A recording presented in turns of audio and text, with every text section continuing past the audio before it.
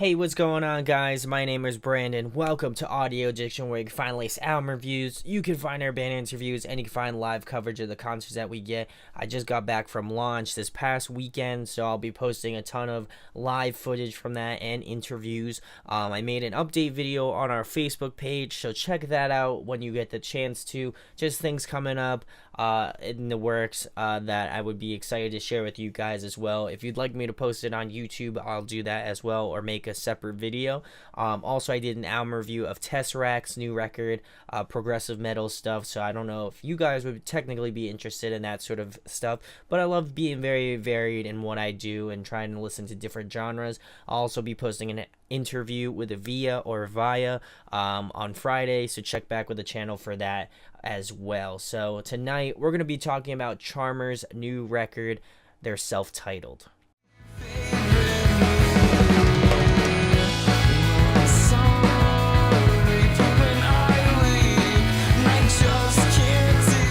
So I want to give a shout out to Austin over at Secret Service Publicity.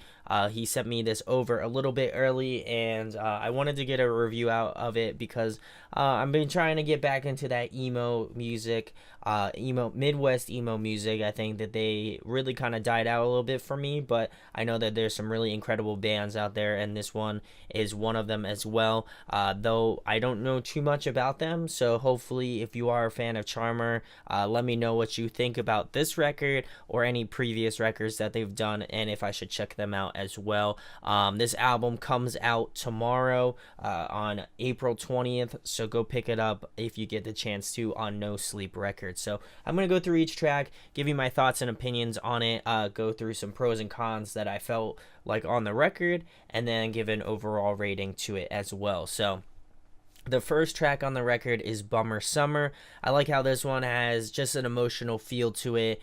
Just the intensity grows as the song kind of progresses. It doesn't even necessarily mean that it's heavy, and coming from a genre of bands where everything kind of gets more intense as the song goes on, I don't think that that's necessarily the case, but just you can hear the emotions through the lyrics, and I would care to mention to anybody listening to this band, just listen to the lyrics. It's really deep, heartfelt stuff, really kind of gripping lyrical content, which I don't necessarily point out, but I think that in this record it really kind of grabbed me and I thought it was really interesting. But getting back to more of the instrumental side of the music, I like the dual vocals as well. It just has the very unique sound, much like a lot of pop punk bands that I know, like Knuckle Puck, Real Friends, I feel like, and a ton more that I can't remember off the top of my head, but I love the just play off of each other. I think dual vocalists just have that really great vibe. Even Hot Mulligan on the same record label as them, No Sleep, I think that they do an awesome, phenomenal job, and I think Charmer is definitely one of those bands I'll be looking out for in terms of those sort of vocal lines. I think the drumming on this track is A1. I love that I'm getting vibes of transit, tiny moving parts, and in some cases a little bit of movements as well. It starts off slow, but it builds toward the end, and then it gets really soft, which is nice, just a way to end and round off the track. So we're going to move into track number 2, which is Roy's Our Boy. First of all, I love the track title. It is a great reference to Super Smash Brothers, which is one of my favorite games, so definitely love that. But song-wise, I like that it has more of a defined groove in comparison to Bummer Summer so far. The harmonization between the two vocalists are really nice as well. I know that they technically aren't two vocalists, one's probably doing guitar along with vocals, but I digress. I love the dynamics of it. I think it works really well, particularly in this track. I love the pattern between the 1 minute mark and the 1 minute to 15-second mark. It's just really sick, really unique, and kind of breaks up the track in a nice way. The lead guitars really stick out in this track, which I like a lot because they just kind of make this really nice space.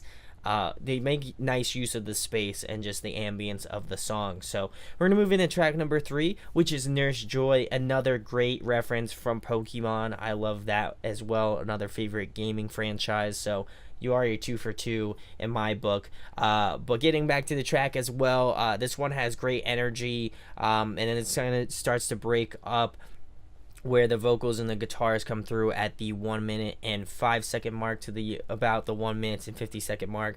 Really awesome stuff in that part. But the bridge is definitely the most unique part of this track. And I love the cooler, softer moments that this song has. I think that there is a nice roller coaster effect to the song. It starts off slow, then it has some builds in terms of energy, and the payoff's really good as well. Then it gets soft, and then it kind of builds on a high note as well towards the end of the song. So we're gonna move into track number 4, which is Floral. I'm absolutely loving the instrumentals of this track. I think it is the most interesting stuff off the record so far, and I think it is one of the most interesting tracks off the record, maybe up there with Topanga, Lawrence. I don't know how to pronunciate shit, so I'm really bad with that. But getting back to the track, Floral, I like the parts between 1 minute and 20 seconds to the 1 minute and 50 second mark, and then the 1 minute and 50 second mark to the 2 minutes and 11 second mark. They really did some interesting rhythmic changes that I feel like in those sections would have been just really hard to mix in, and I think they do it really well in a really unique style and way. Easily one of the best tracks off the record. It just has really awesome diversity to it. It is a kind of a curveball off this record, but I think that everything works in unity and also kind of brings out different aspects of Charmer that I was not expecting. So we're gonna move into track number 5, which is Death by Red Eye. This one's kind of like an interlude track. I like how it naturally kind of bleeds out from Floral. It almost feels like an interlude to that song in particular, but I feel like overall I could have done without this track. It almost feels like a filler song, and I hate to say it, but it definitely has that sort of vibe to it. There's another track off this record as well that also has that similar vibe to it as well. And not to say that they are bad tracks, I just feel like I could do without it. So we're gonna move into track number 6, which is Topanga Lawrence. I'm pretty sure I pronounced it right. This is one of the singles that they have released. I don't know if they released another one, but this was the one that I could find. This track has the vibes. Absolutely, probably one of the best tracks off the record as well. The groove and the bass line is just super infectious. It's one of those catchy tracks that will get stuck in your head as you're listening to the record. Structurally, I think it benefits from everything great about Charmer so far. It's really got some awesome melodies. It's got some great vocals, and just the overall instrumentals really kind of work with what they're doing. The only thing that I felt like they could have missed, that it's just kind of maybe a missed opportunity. They could have done some really sick, awesome, like higher harmonies throughout the track. Maybe not the whole track, but I think in certain parts it would have definitely benefited from that. As well as I love the inclusion of trumpets towards the end. It's really interesting. And I love that aspect of this part of the track. There's another track that does have trumpets, or a trumpet section in it as well, and I just love when bands include sort of, I wouldn't say oddball instruments, but instruments that you would not expect in a song. So we're going to move into track number 7, which is Starship Tina. This one is another really hot track that I like. The drummer absolutely goes ham for a good portion of this song in particular. I love the good sort of happy energy that you get from this track. It just kind of lifts it to another level. And the return of dual vocals is a nice addition to this track in particular. Much like I mentioned in Topanga Lawrence, I felt like those could have used some dual vocal aspects to it. Instrumentation, I think it's fantastic, and I definitely feel like it's the focal point of this track in particular. So we're going to move into track number 8, which is Pretty Over College. For a good portion of the track, it's pretty much just guitar and vocals, and then it kind of becomes a full band track at the minutes and 20-second mark. I feel like a lot of these songs go really fast because they are really realistically under 3 minutes. I think they all float around that 3 minute. I think Floral's the longest track at like a little over 3 minutes, and everything else is kind of like 2.5 minutes. Which is kind of crazy. Again, like I mentioned in Topanga Lawrence, they brought back the horn section, which is always a great addition to a track, and I definitely dig this one a lot. I think it starts off a little slow, but I think it is definitely a grower track, and the more that I listen to this record, the more I start to like this one in particular. So we're going to move into track number 9, which is Split. I think it's Split Plate. I don't know why I paused. Split Plate, and it is also an interlude track as well. It's more instrumental. Death by Red Eye has vocals in it. I feel like Split Plate does not. And much like, Death by Red Eye, I didn't really enjoy this one either. I think instrumentally it's really cool. I think I might like this one a little bit more than Death by Red Eye, but not much. I feel like, again, it kind of feels very fillerish, but it's okay. I think it is a solid track. So we're gonna move into track number 10, the last track, Garden State, like the Zach Braff movie. First of all, love the note to New Jersey. That's kind of sick. And also Zach Braff. But I get some movement vibes from this track in particular, which, again, I don't mind at all. Movements, if you have been a fan of the channel for a while, you know I love movements. So they definitely, I get those sorts of vibes from this track in particular. Vocally, I feel like it is the standout aspect of this track. They really have some nice grit to them, which I feel like in some tracks they are understated, but in this track in particular, they kind of stand out, and I love it. It just adds a little bit of texture, a little bit of diversity to the vocals. And then instrumentally, I feel like it complements the vocals and vice versa. There isn't anything that's like too intense that the vocals couldn't handle, and I think it's not too soft that the guitars, the drums, the bass don't get picked out from the song either.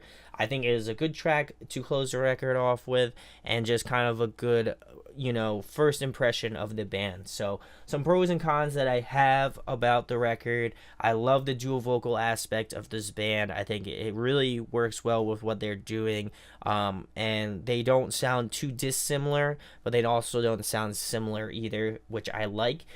Interesting instrumentals. I think it really rides the line between Midwest emo. There's even some alternative, maybe some indie vibes in this song, in this album in particular, and it's short and sweet. I think it's short and sweet, gets to the point. There isn't too much filler stuff, and the songs aren't particularly long. I think the whole album is like right under 30 minutes, which is kind of crazy.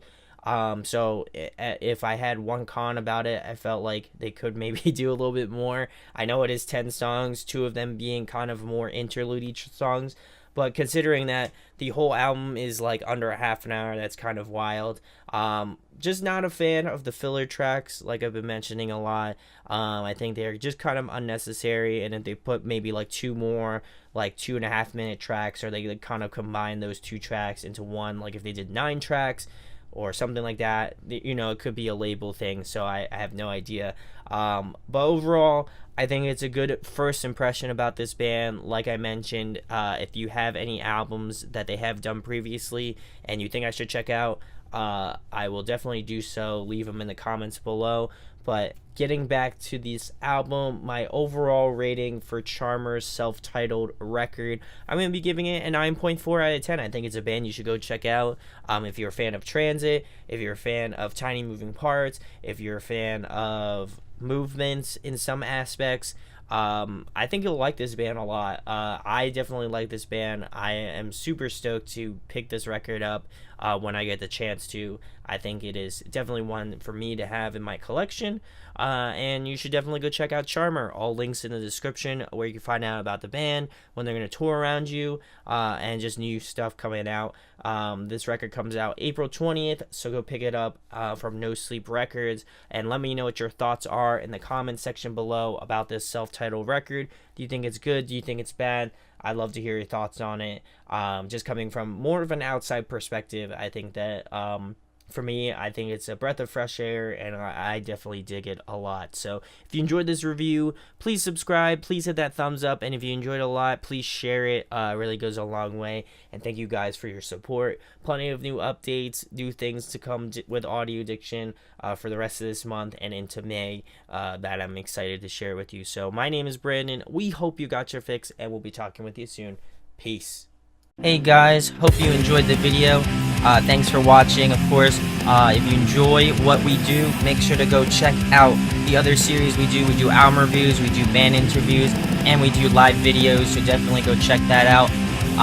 Hit that subscribe button. It really helps our channel, helps us grow. Make sure to hit that like button as well.